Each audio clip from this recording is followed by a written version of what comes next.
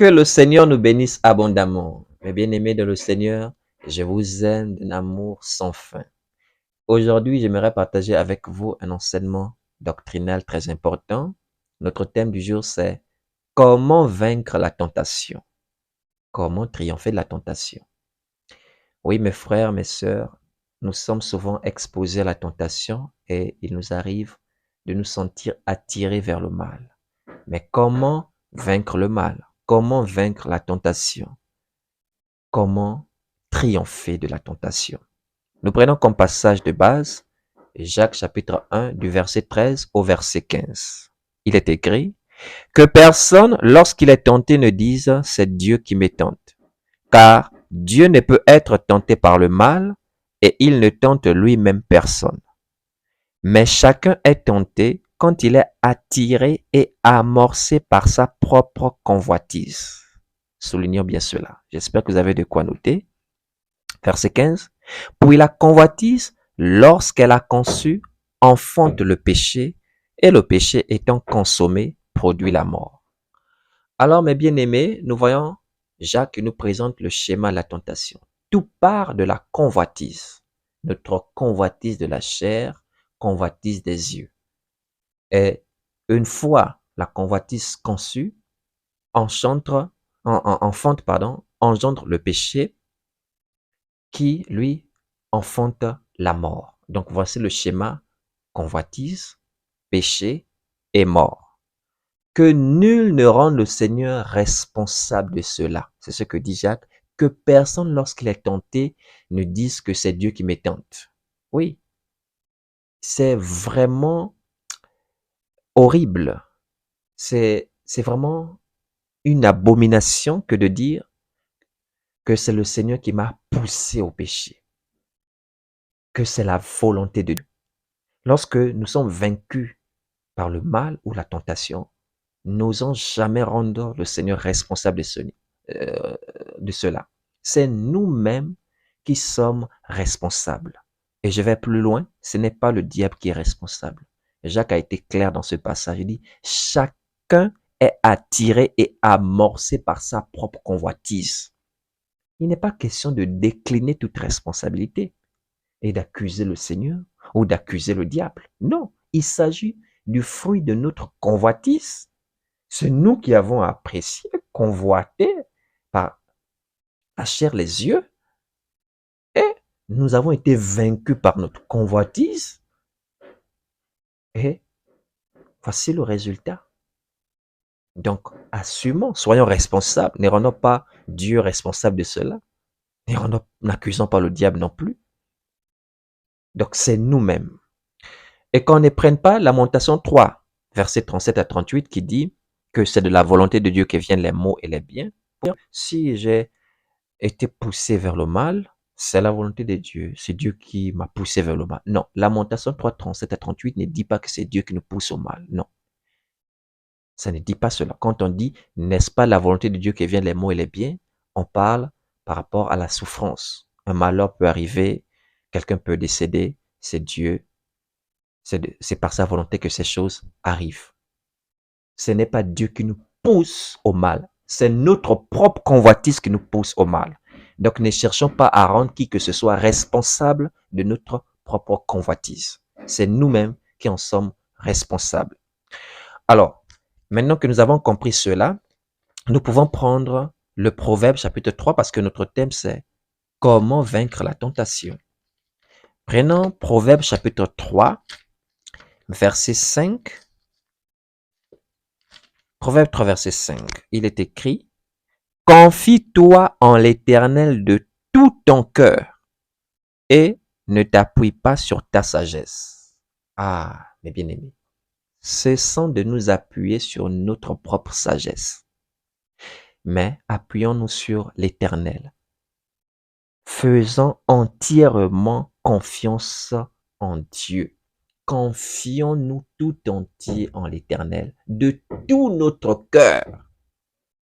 Nous sommes vaincus par la tentation parce que nous nous appuyons sur notre propre sagesse. Nous sommes vaincus par la tentation parce que nous ne nous confions pas tout entier en l'Éternel. Parce que nous ne nous confions pas de tout notre cœur en l'Éternel. Se confier de tout notre cœur en l'Éternel implique se confier tout entier en sa parole. Nous ne cessons de vous le rappeler. Jésus, son nom, c'est la parole de Dieu. Apocalypse 19, verset 13. Faisons confiance en la parole de Dieu. Appliquons la parole de Dieu de tout notre cœur, de toute notre âme, de toutes nos pensées et de toutes nos forces. Et cessons de nous appuyer sur notre propre sagesse. Frères, nous sommes vaincus dans la tentation parce que nous nous appuyons sur notre propre sagesse. Vous n'avez pas encore peut-être compris. Je vais bien vous expliquer dans la suite. Prenons d'abord le prophète Ésaïe. Ceux qui s'appuient sur leur intelligence, sur leur sagesse. Voilà ce que l'Écriture déclare de ces personnes. Ésaïe chapitre 5, nous allons lire le verset 21. Il est écrit: malheur à ceux qui sont sages à leurs yeux et qui se croient intelligents. Ah, nous sommes sages à nos yeux, nous nous croyons intelligents. Oui, nous nous croyons souvent sages, nous nous croyons souvent intelligents. C'est pourquoi le malheur s'abat sur nous. C'est pourquoi nous sommes vaincus par la tentation, pour amener ce passage par rapport au contexte de mon enseignement. Nous sommes sages à nos propres yeux. Nous nous appuyons sur notre sagesse. Nous nous croyons intelligents. C'est pourquoi nous sommes frappés et nous prenons des balayages dans la tentation. Oui, nous sommes vaincus, dominés par la tentation parce que nous appuyons sur nous, notre sagesse. Cessons de nous appuyer sur nos propres capacités. Eh, mes frères, ne nous appuyons pas sur nos propres capacités. Appuyons-nous sur le rocher qui est Christ, qui est la parole de Dieu. Ok, maintenant je vais commencer à vous expliquer. Alors, nous sommes vaincus en général dans notre tentation parce que nous appuyons sur notre sagesse. Oui. Qu'est-ce qui se passe souvent lorsque nous sommes confrontés à la tentation? Nous savons et nous sommes conscients que nous sommes en face d'une tentation. Ce n'est pas après qu'on découvre. Donc 99% des cas, 99,9%, nous sommes conscients de notre homme intérieur, dans notre conscience. Nous savons que là, nous sommes face à une tentation. Là, nous sommes face au péché. Ce que le Seigneur avait dit à Caïn. Le péché se couche à ta porte, mais toi, domine sur lui. Oui! Nous savons que là, nous sommes attirés. Nous le sentons même que nous sommes attirés vers le mal. Nous sentons que là, nous sommes face au péché, nous sommes face à la tentation. Mais quel est notre réflexe? Nous nous appuyons sur notre sagesse, nous nous appuyons sur notre intelligence. Et souvent on le dit de nos lèvres ou dans nos pensées, je gère. Ah, on va voir jusqu'où ça va aller. On veut voir jusqu'où. On voit le mal clairement, on discerne clairement le mal. On voit bien cela. Mais que faisons-nous?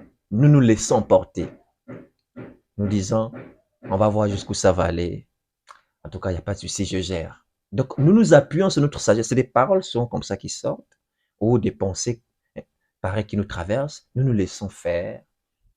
Nous laissons aller. Nous disons, non, je ne peux pas tomber, je ne peux pas tomber.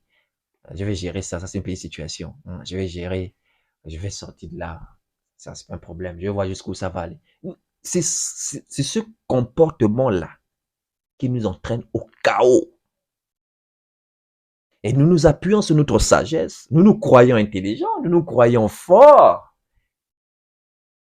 Et c'est pourquoi malheur, malheur à ceux qui sont sages à leurs yeux et qui se croient intelligents. Je vais ajouter et qui se croient forts face à la tentation.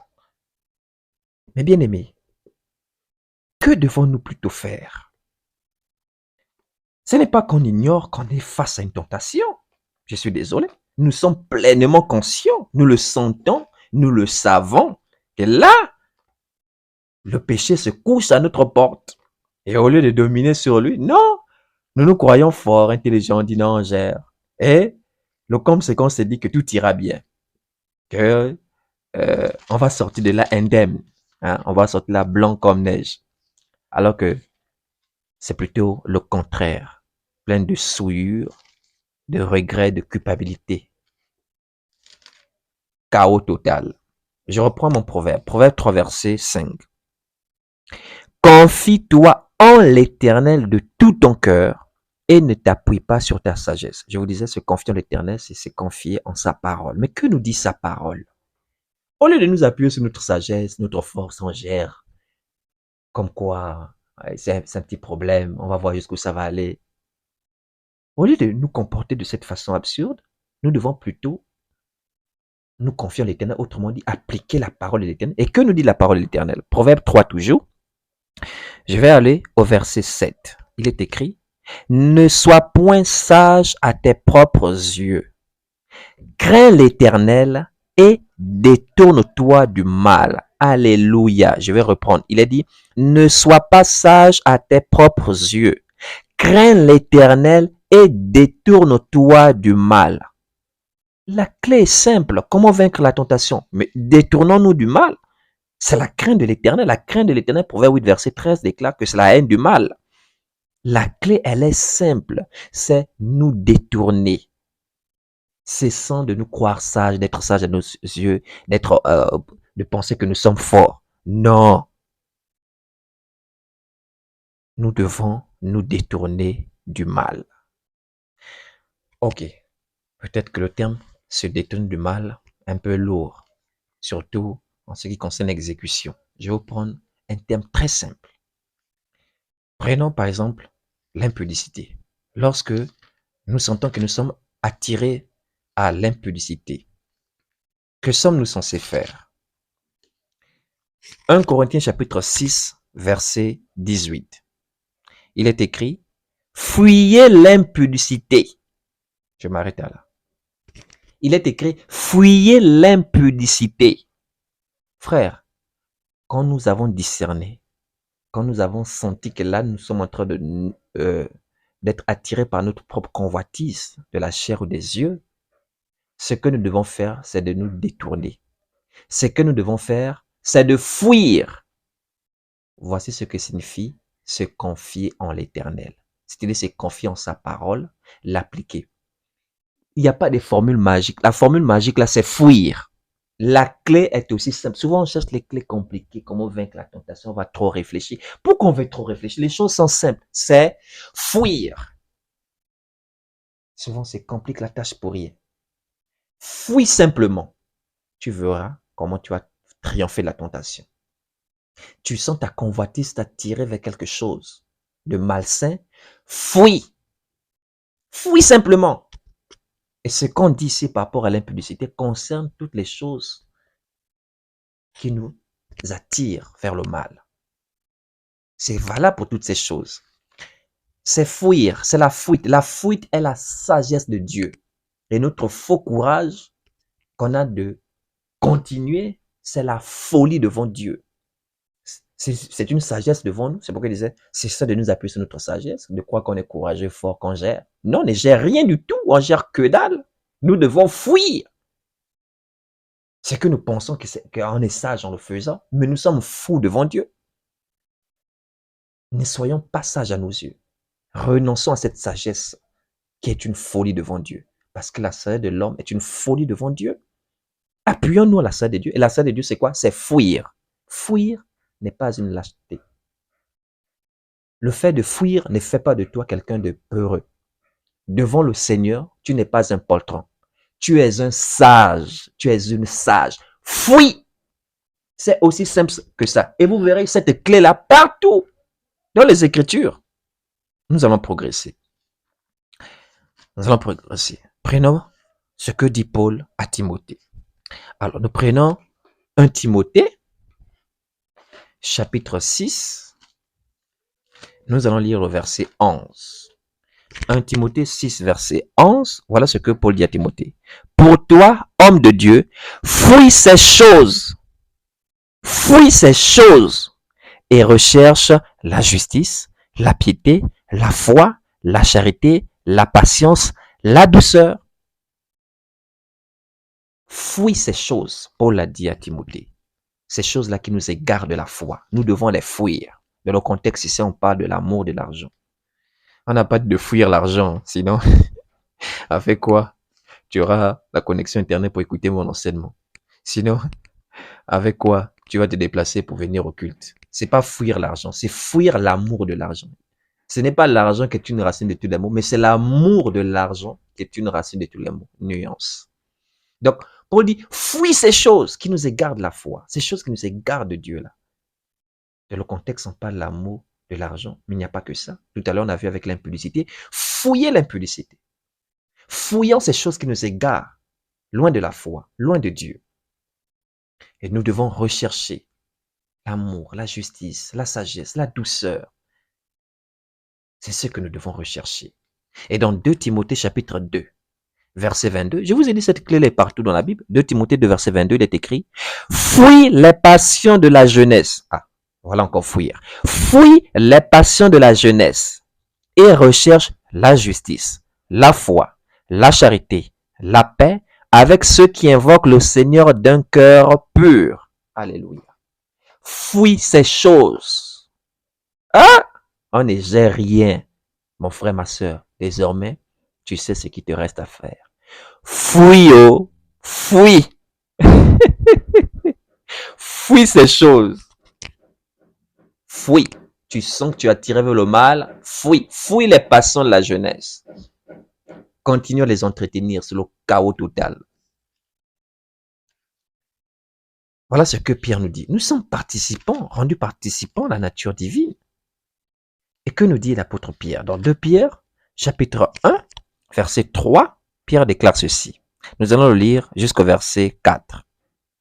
Comme sa divine puissance nous a donné tout ce qui contribue à la vie et à la piété, au moyen de la connaissance de celui qui nous a appelés par sa propre gloire et par sa vertu, lesquels nous assurent de sa part les plus grandes et les plus précieuses promesses, afin que par elles, vous deveniez participants de la nature divine en fuyant, relevez encore fuir, en fuyant la corruption qui existe dans le monde par la convoitise. Nous sommes devenus participants de la nature divine. Et cela en fuyant la corruption qui existe dans le monde par la convoitise. Fuir est partout dans les Écritures. Vous trouverez dans 1 Corinthiens 10, verset 14, fuyez l'idolâtrie. Nous devons fuir l'idolâtrie. Nous devons fuir les fausses doctrines. Oh, je vais simplement pour écouter la parole de Dieu. Souvent, vous fréquentez des milieux où l'Esprit de Dieu parle en vous, vous disant, ici, c'est le mensonge. Je ne suis pas ici. Dieu vous le dit. Mais vous dites, non, on y va quand même pour écouter la parole de Dieu. Vous allez écouter quelle parole de Dieu? Fuyez, fuis l'idolâtrie. Fuis le mensonge. Fuis le vol. Fuis l'impudicité. Tu verras. Fuir, c'est même pas compliqué. Prends tes pieds, tu cours. Fuis. Et pour ceux qui aiment les mauvaises compagnies, non, je gère.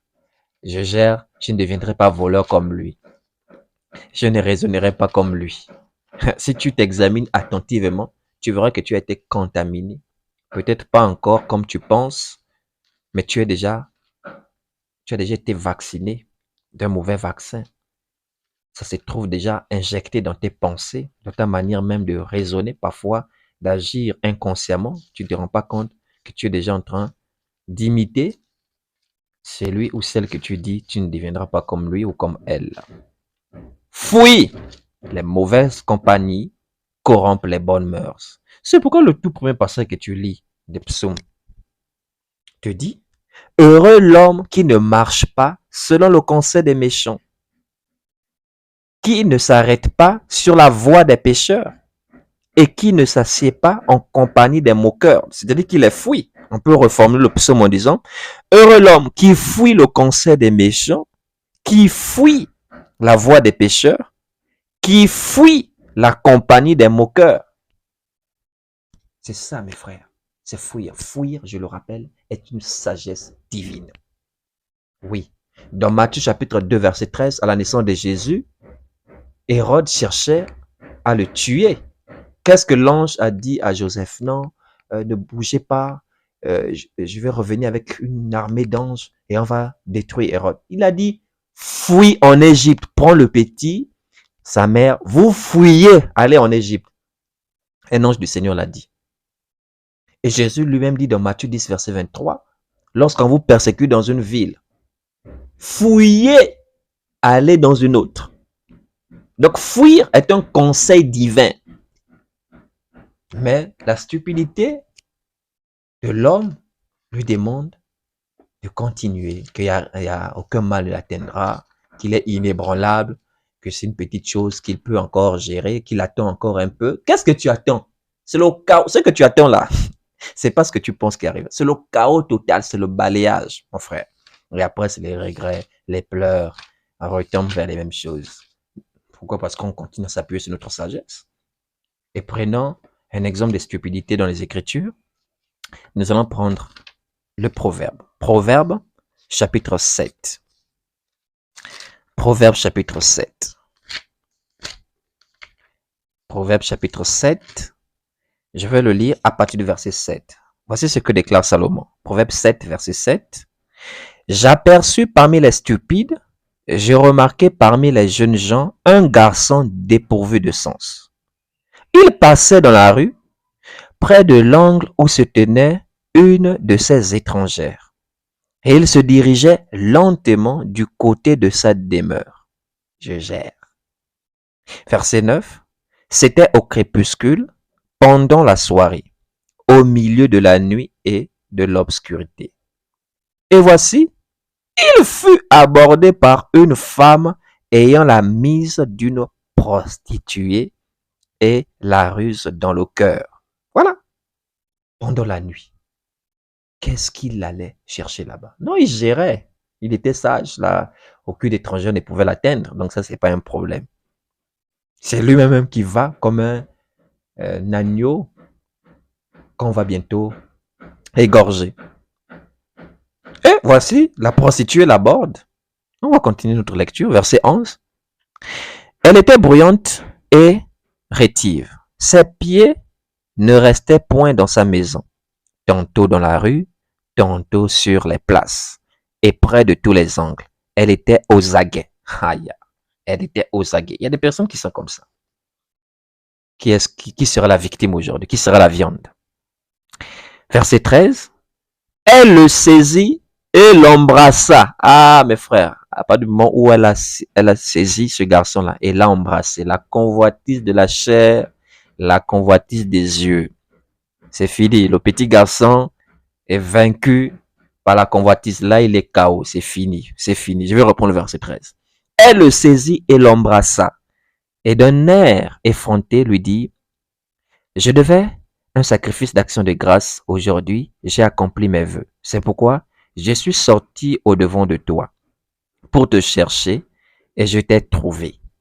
J'ai orné mon lit, aïe, de couvertures, de tapis, de fils d'Égypte. J'ai parfumé ma couche de myrrhe, d'aloe et de cinnamome. Viens, enivrons-nous d'amour jusqu'au matin. Livrons-nous joyeusement à la volupté. Frère, qui n'a jamais vécu cela? Pas forcément la même scène, mais une scène semblable. Surtout pour ceux qui ont une vie vraiment très active dans le monde. Oh, allons, on va aller groover, on va aller dans tel coin, c'est chaud. Voilà, il y a une fête qui est organisée là-bas. Il y aura des meufs, il y aura, voilà, tu vas peut-être trouver même l'homme qu'il te faut, l'homme de ta vie. Et combien ont perdu leur virginité dans ce genre de milieu? Voilà, on sera bien, il y aura la boisson, il y aura la nourriture, il y aura la musique, voilà. Voilà, on va un peu jouir, hein, on va un peu se réjouir. C'est très important, on va un peu se mettre à l'aise, hein, on va un peu se détendre, oublier un peu cette mauvaise journée ou ces soucis-là. Alors, je connais tel coin, etc. Qui n'a jamais reçu de pareilles choses? Et qu'est-ce qui se passe? Et on te dit, ce sera, voilà, on décrit, le lit est bien fait, couverture, parfum, non mais c'est vraiment, c'est-à-dire tu t'imagines même déjà dedans. Ça y est, convoitise de la chair et des yeux. Et après pour dire, c'est Dieu qui m'a tenté. C'est notre propre convoitise. Alors, donc, qu'est-ce qui se passe? Je reprends le verset 18. Viens, enivrons-nous d'amour jusqu'au matin. Livrons-nous joyeusement à la volupté, car mon mari n'est pas à la maison. Il est parti pour un voyage lointain. Elle rassure même déjà le petit. Je suis seul à la maison. Mon mari est parti. Donc, il n'y a même pas de te soucier. Allons. Ce petit est en train d'être amorcé par sa propre convoitise. Alors, nous poursuivons. Nous sommes au verset 20. Il a pris avec lui le sac de l'argent. Il ne reviendra à la maison qu'à la nouvelle lune. C'est le mois prochain qu'on le verra. C'est l'année prochaine qu'on le verra. Verset 21. Elle le séduisit à force de paroles. Voyez-vous? Relevez bien cela, le verset 21. Elle le séduisit à force de paroles. Ça veut dire que les premières paroles n'étaient pas encore séduites. Et c'est à force de paroles qu'il a été séduit. Voyez-vous? Donc, elle a commencé à le draguer, quelques paroles pour essayer de attiser sa convoitise, hein, enflammer sa convoitise. Et lui n'était pas encore emporté, totalement du moins. Mais à force de paroles, alors la convoitise s'est allumée. Voyons la suite. Voyons la suite. Verset 21, je reprends. Elle se séduisit à force de paroles. Elle l'entraîna par ses lèvres doucereuses. Verset 22. Il s'est mis tout à coup à la suivre, comme un bœuf qui va à la boucherie, comme un fou qu'on lie pour le châtier, jusqu'à ce qu'une flèche lui perce le foie, comme l'oiseau qui se précipite dans le filet sans savoir que c'est au prix de sa vie. Et maintenant, mes fils, écoutez-moi et soyez attentifs aux paroles de ma bouche.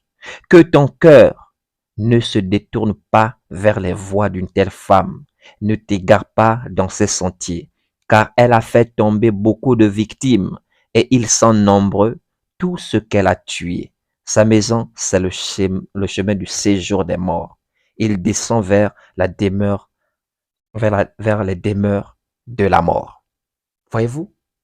Donc, au lieu de fuir, il l'a suivi parce qu'elle était enflammée. Alors, imaginons, mettons-nous dans la scène. Si vous êtes une femme, imaginez que ce soit un homme beau, riche, un homme de vos rêves. Vous savez, quand le diable veut vraiment que vous tombiez, il va pas vous donner ce que vous n'aimez pas. Il va vous donner ce que vous aimez. Oui. Déjà, vous devez le savoir. Quand on est tenté, si on est vaincu par la tentation, parce que ça concerne les choses que nous apprécions. C'est par rapport à ce que nous aimons. Nul ne sera tenté, ou disons, nul ne sera vaincu par une tentation quand ça concerne une chose qu'il n'aime pas. Ça l'a même pas effrayé, ça l'a même pas traversé l'esprit. Ça concerne les choses que nous aimons, que nous apprécions. Les parfums que nous aimons. La nourriture que nous aimons. Ce côté charnel-là, humain-là, parfois qui n'est pas comblé, soit par les personnes qui sont avec nous, ou que les parents nous ont pas donné, ou la relation, hein, pour ceux qui sont en couple, ne nous donne pas ce vide-là qui manque. Ça peut être quoi? Je sais pas. La nourriture, le comportement, ça peut être quoi? Même la façon peut-être de faire plaisir à son mari ou à sa femme au lit. Ça peut quoi? Disons les choses de façon claire. Qu'est-ce que ça peut être? Voilà, la sagesse, ou je sais pas, il y a quelque chose. Ce vide, il y a quelque chose qu'on aime. Ça peut être quoi? Les compliments, ça peut être quoi? Les câlins, ça peut être quoi? Les baisers. Qu'est-ce que ça peut être? Il y a un vide, on l'a pas. Et c'est par rapport justement à ce vide-là, ce qu'on recherche, ou ce qu'on aime là, qu'on va vivre la tentation. Mais oui, c'est pas pour cela qu'on va vivre la tentation. Et voilà, maintenant, on est exposé à la tentation. Et voici ce petit, on lui dit, le lit est bien fait, le parfum est là, tout est propre. On va aller s'enivrer d'amour jusqu'au matin, toi et moi, jusqu'au matin. Et on dit qu'elle le séduisit à force de paroles. Frère, dans un premier temps, je vous l'ai dit, le petit n'était pas encore séduit. C'était à force de parole. Qu'est-ce que ça veut dire? Il était là, tantôt va, tantôt ne la suit pas. Au lieu de s'appuyer sur la sagesse divine, qui est la suivante, fuyez, fuis la corruption, fuis l'impudicité, fuis les passions. Vous savez que quand on parle des passions, c'est quelque chose qu'on aime profondément. Fuis les passions. Au lieu de fuir, non. Il a dit, il gère. Il est là toujours. Il se croit fort, il se croit sage, il se croit intelligent. Il continue à prêter attention aux paroles de cette dernière. Et qui, à force de paroles, a fini par enflammer la convoitise. Et le petit le suit comme un bœuf qui est prêt à être égorgé, ne sachant pas que c'est au prix de sa vie qu'il est en train de partir. C'est une illustration parfaite par rapport à la tentation, frère. Ne courons pas le risque d'être séduit à force de paroles. Ici, on dit à force de paroles. Dans un autre contexte, ça pourrait être à force de regarder. À force de regarder, frère, à force de regarder, tu peux être séduit. Je dirais même, tu vas être séduit. Cesse de regarder. Cesse. Quand tu vois et tu discernes que c'est la tentation, cesse de regarder. Fuis. Tu écoutes, tu entends, tu écoutes, tu sais que tu as affaire ici au mal. Cesse d'écouter, fuis, détourne-toi du mal. La clé est aussi simple. Donc, le Seigneur vous bénisse abondamment et qu'il nous donne de toujours nous appuyer sur sa sagesse et de renoncer à notre sagesse à nous. Et apprenons à nous contenter de ce qu'on a, comme je vous l'ai dit. Si ça peut être aussi une clé face à la tentation, on sait très bien qu'on va vers le mal, on fait le mauvais choix. Mais pourquoi? Parce qu'il s'agit des choses qu'on aime, qu'on apprécie. Apprenons à nous contenter de ce qu'on a. À être content de l'état dans lequel nous nous trouvons. À être content de nos relations avec nos personnes. Avec ma femme, avec mon mari, avec mes enfants, avec mes parents. Apprenons à regarder ce qui est positif. Ce qui est bien chez les autres. Et contentons-nous de cela. Ne laissons pas ce vide nous ranger. Que ce soit dans notre relation ou par rapport à notre condition modeste de la vie. On a besoin de quoi? Peut-être plus d'argent. On a besoin de quoi? Peut-être d'une femme, d'un mari, d'un enfant. Et après, lorsqu'on est face à une situation, qu'on sait très bien qu'on est en train de courir vers le mal, et parce qu'on a un vide, et parce que c'est la chose qui est en face de nous, c'est ce que nous aimons, ou nous aimerions, et on se laisse entraîner. C'est au prix de notre vie que nous le faisons. Donc, mes frères, la sagesse est simple. Fuyons et contentons-nous de ce que nous avons. Soyons contents de notre état et de nos relations. Soyez abondamment bénis au nom de Jésus-Christ. Fuyons!